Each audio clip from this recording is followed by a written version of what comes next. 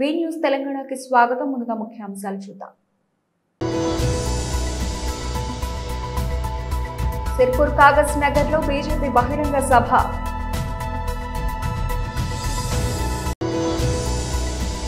Delhi Capitals batter పెద్ద shot video ఆదిరిపోయిందంతే.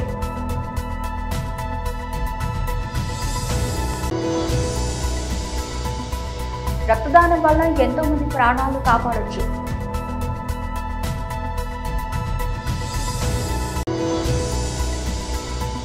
నెల్లూరులోని VR high school ఆధునీకరణ పనులను పరిశీలించిన మంత్రి నారాయణ. సిర్పూర్ కాగజ్ నగర్ లో బీజేపీ బహిరంగ సభ. అందరికీ ఈ సందర్భంగా నమస్కారాలు తెలియజేస్తా ఉన్నాను. పెద్ద సంఖ్యలో వచ్చినటువంటి ఈ ప్రాంతానికి సంబంధించినటువంటి రైతులు, అదేవిధంగా ఎన్నికైనటువంటి ప్రజాప్రతినిధులు, వివిధ రాజకీయ పార్టీల కార్యకర్తలు అందరూ కూడా స్వాగతం పలుకుతా ఉన్నాను. ఈరోజు నరేంద్ర మోడీ గారి నాయకత్వంలో కేంద్ర ప్రభుత్వము ఏ రకంగా జాతీయ రహదారులు అభివృద్ధి చేస్తుందో మనకు తెలుసు. ఇటీవలనే మరి రైల్వేలకు సంబంధించి కూడా కన్యాకుమారి నుంచి కాశ్మీర్ వరకు, కాశ్మీర్కు రైలు ఉండేది కాదు. ఈరోజు కన్యాకుమారిలో ట్రైన్ ఎక్కితే కాశ్మీర్ వరకు కూడా రైల్వే కనెక్టివిటీ డెవలప్మెంట్ చేసినటువంటి ఘనత మన ప్రియతమ ప్రధానమంత్రి నరేంద్ర మోడీ గారికి దక్కుతుందని ఈ సందర్భంగా మనం చేస్తున్నాను.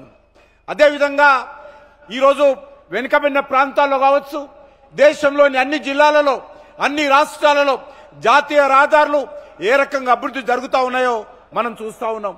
మన తెలంగాణ రాష్ట్రంలో కూడా 33 జిల్లాలుంటే ముందుగా 10 జిల్లాలు ఉండేది.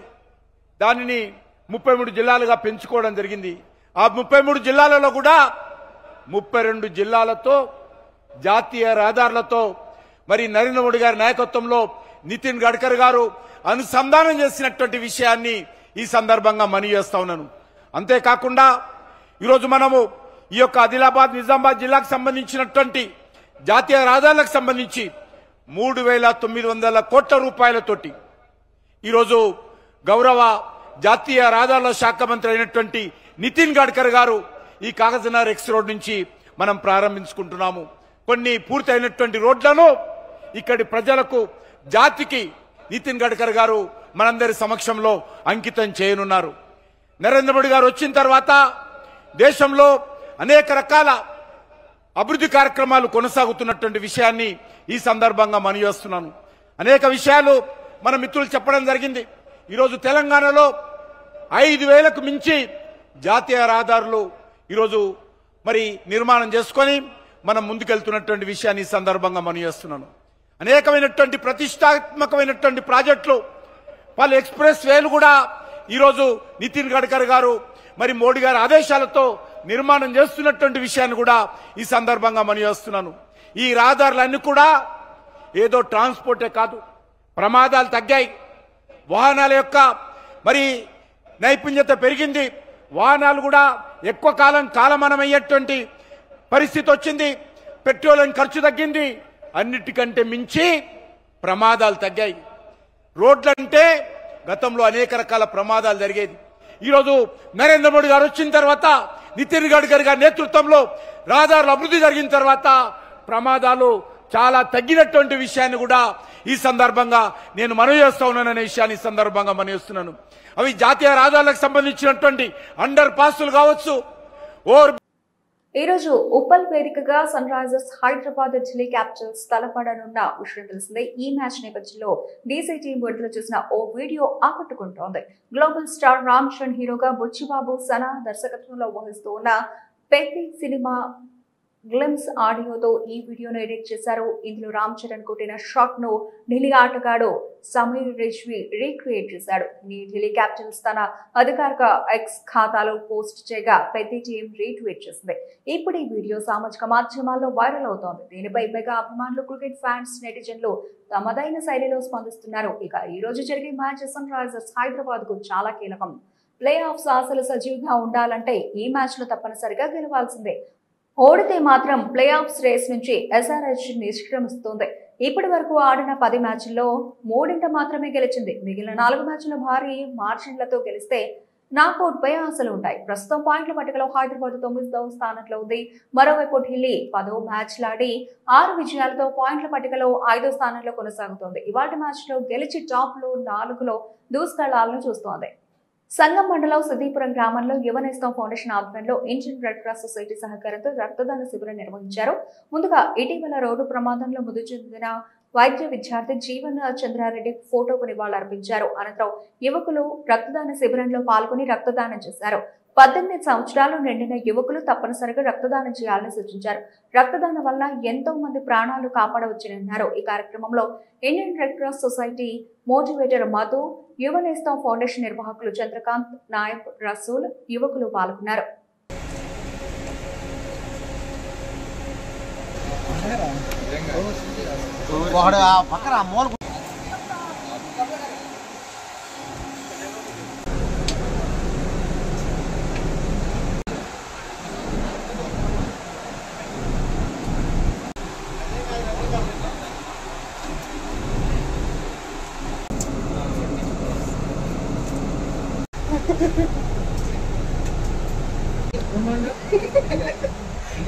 అందరు చెప్పారు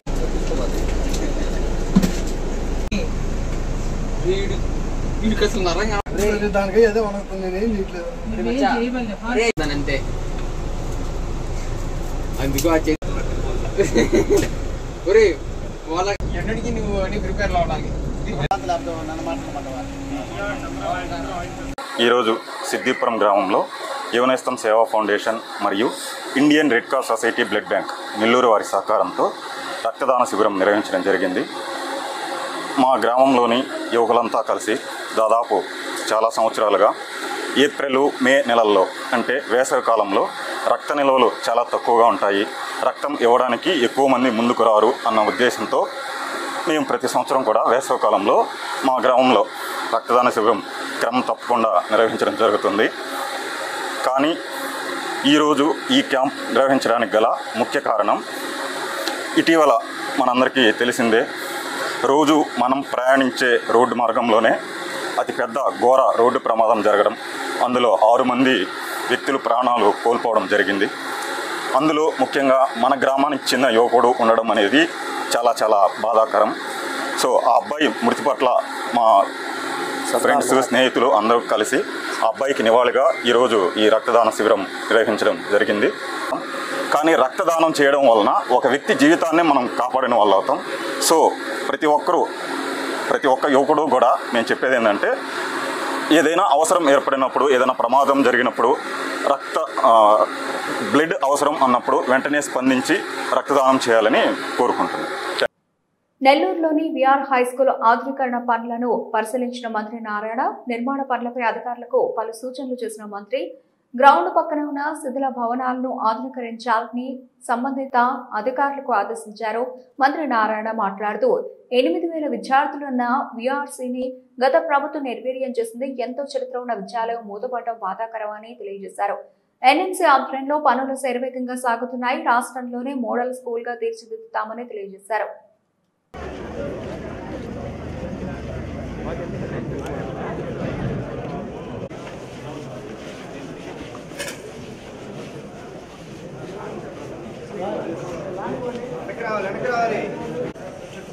వెనక్కి రావాలి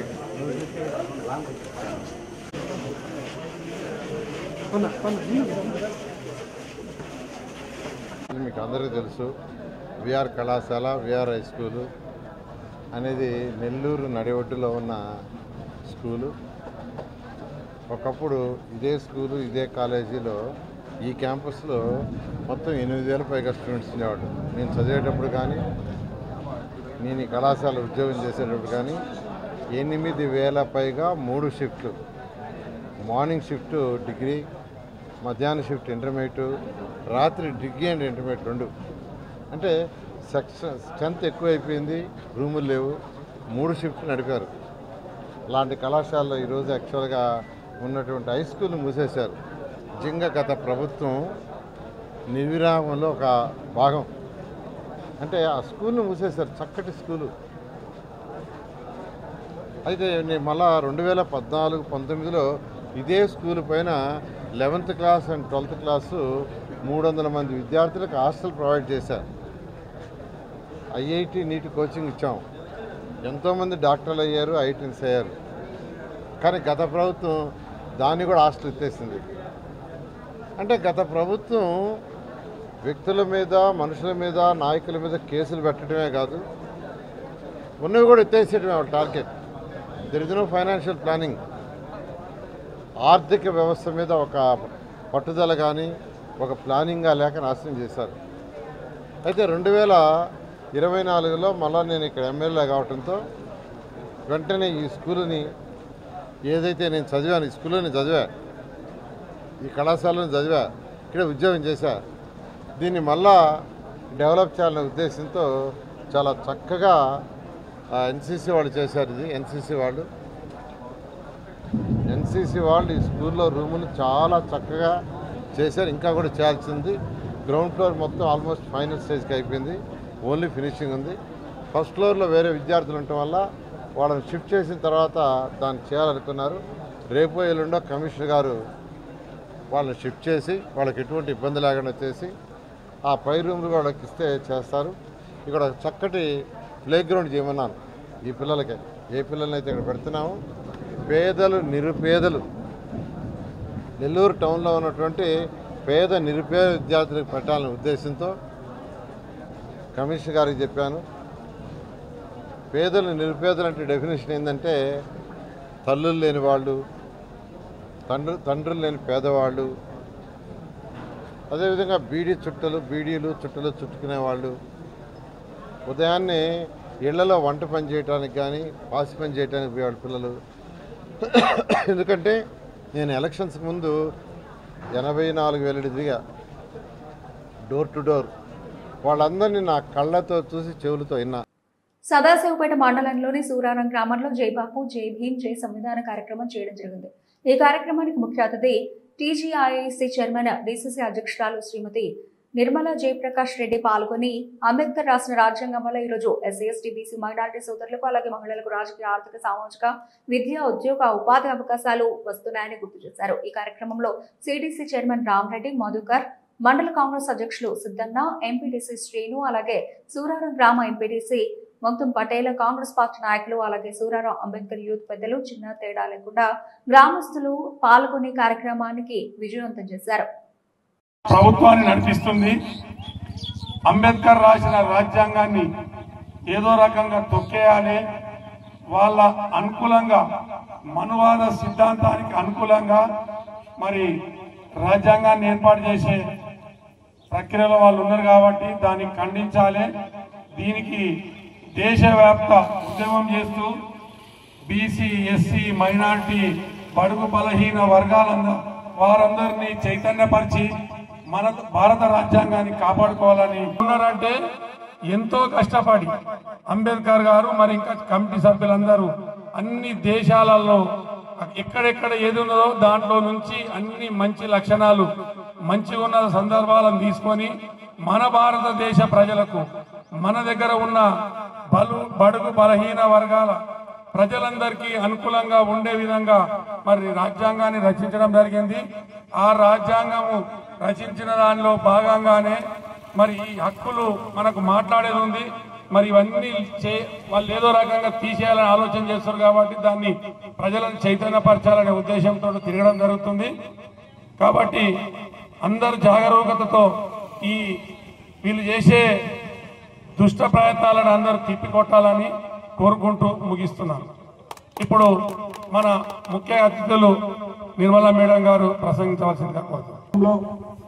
జై భీమ్, జై బాపు, జై సంవిధాన్ కార్యక్రమం చేయడం జరుగుతుంది. ఈ కార్యక్రమానికి చేసిన సిడిసి చైర్మన్ రామరెడ్డి గారికి, మద్దూర్ పటేల్ గారికి, అలాగే మధు గారికి, నవీన్ గారికి, ఎంపీటీసీ శ్రీనివాస్ గారికి, మిగతా అంబేద్కర్ యోజన సంఘ అధ్యక్షులకి, సంఘ నాయకులకి, ఇక్కడ చేసిన గ్రామ పెద్దలకి, అమ్మలకి, అక్కలకి, అన్నలకి, తమ్ములకి అందరు కూడా పేరు పేరున నమస్కరిస్తూ, మరి ఈ కార్యక్రమం ఎందుకు చేస్తున్నామనేది చాలామంది కూడా తెలియట్లేదు. మన అంబేద్కర్ గారి జై బాపు అంటే గాంధీజీ గారి మరి వాళ్ళు చేసిన పని ఏంటి? ఇప్పుడున్న ఈ ప్రభుత్వం, బీజేపీ ప్రభుత్వం ఏమంటుంది, ఎందుకు వాళ్ళు కుట్రవనుతున్నారు అనేది తెలియజేయడానికి ఈ కార్యక్రమం.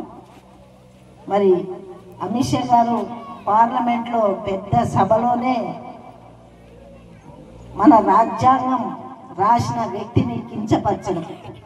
ఈరోజు ఇంతమంది ఇక్కడ ఉన్నామంటే అంబేద్కర్ రాసిన రాజ్యాంగం ప్రకారమే ఈ విధంగా మనం అందరం కలుసుకోగలుగుతున్నాం. అన్ని విధాలుగా మనం అభివృద్ధి చెందుతున్నాం, సామాజికంగా, రాజకీయంగా, ఆర్థికంగా కూడా.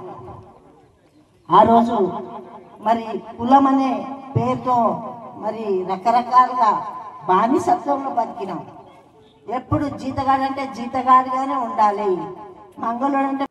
చిత్తూరు జిల్లా వెదురుకుప్ప మండలం అగ్రహారం గ్రామానికి చెందిన కొంతమంది అణగారిన వర్గానికి చెందిన వారు తమకు ఉండడానికి సొంత ఇళ్లు కూడా లేవని, ఎన్ని రోజులైనా ప్రభుత్వ అధికారులకు విన్నవించుకున్నా ఎవరూ పట్టించుకున్న పాపాన పోలేదని హరిజనవాడ ప్రజలు వాపోతున్నారు. అయితే ఊరి వాళ్లంతా వారికి దగ్గరలోనే కొంత ప్రభుత్వ భూమిని గుర్తించి దాన్ని తమకు ఇళ్లు కట్టుకోవడానికి కేటాయించాలని కోరుతున్నామని తెలియజేస్తున్నారు. కనీసం ఇకనైనా ప్రభుత్వ నాయకులు తమకు న్యాయం చేయాలని కోరుతున్నారు.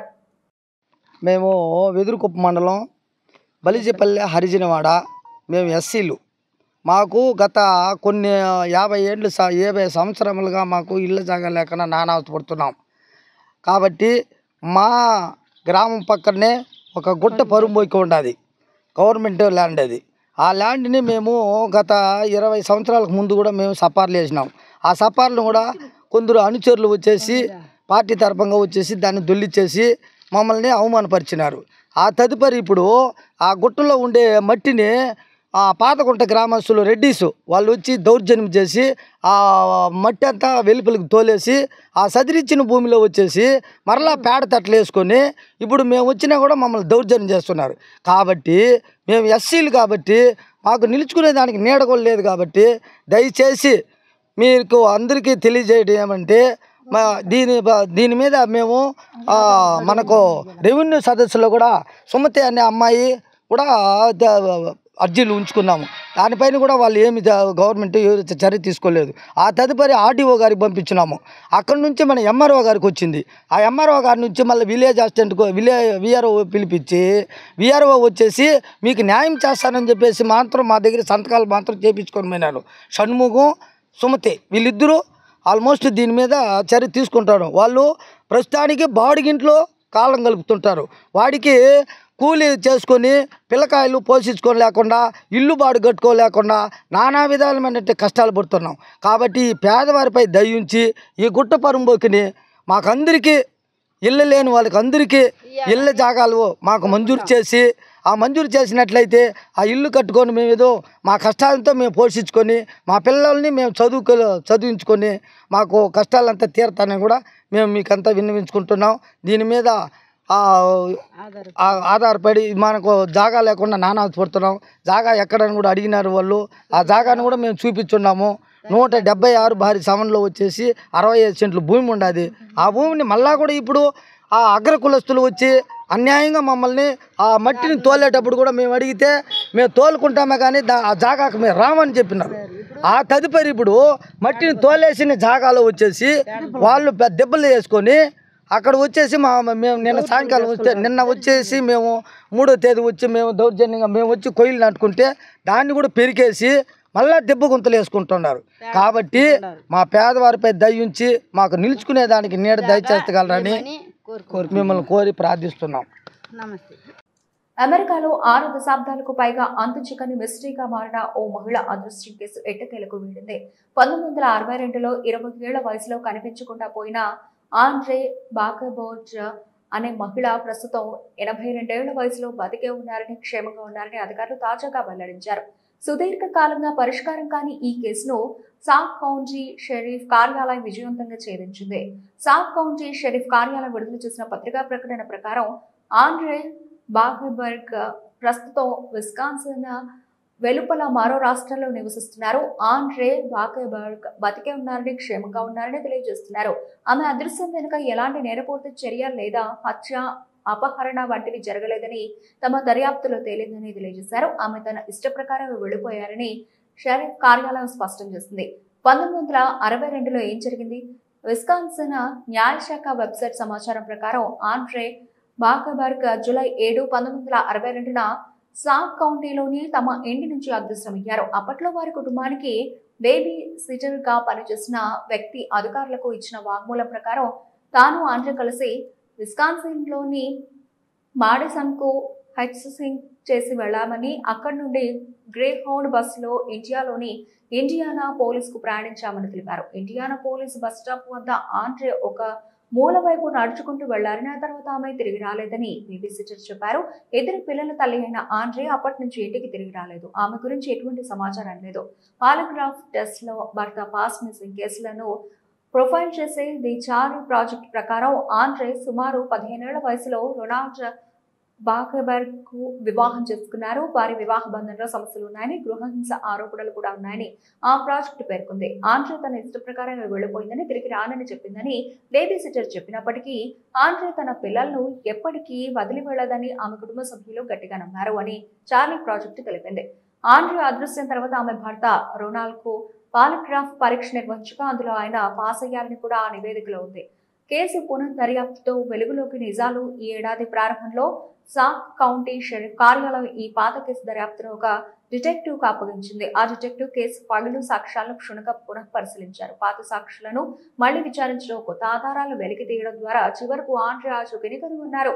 దశాబ్దాల నాటి మిస్సింగ్ కేసు ఆమె స్వచ్ఛందంగా వెళ్లిపోవడం వల్లే జరిగిందని తేలడంతో ఆమె కుటుంబ సభ్యులు, స్థానికులు ఊపిరి పీల్చుకున్నారు. బులెటిన్ ముగించే ముందు హెడ్లైన్స్ మరోసారి.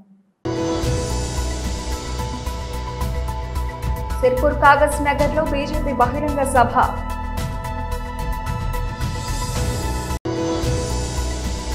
ఢిల్లీ క్యాపిటల్స్ బ్యాటర్ పెద్ద షాట్ వీడియో ఆదిరిపోయిందంతే.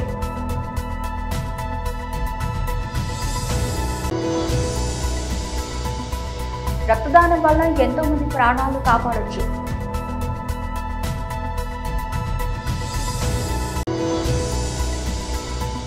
నెల్లూరులోని విఆర్ హైస్కూల్ ఆధునీకరణ పనులను పరిశీలించిన మంత్రి నారాయణ. ఇవి ఇప్పటివరకు నవలసిన అప్డేట్స్. మరిన్ని అప్డేట్స్ తో మళ్ళీ కలుద్దాం. అంతవరకు సెలవు. నమస్తే.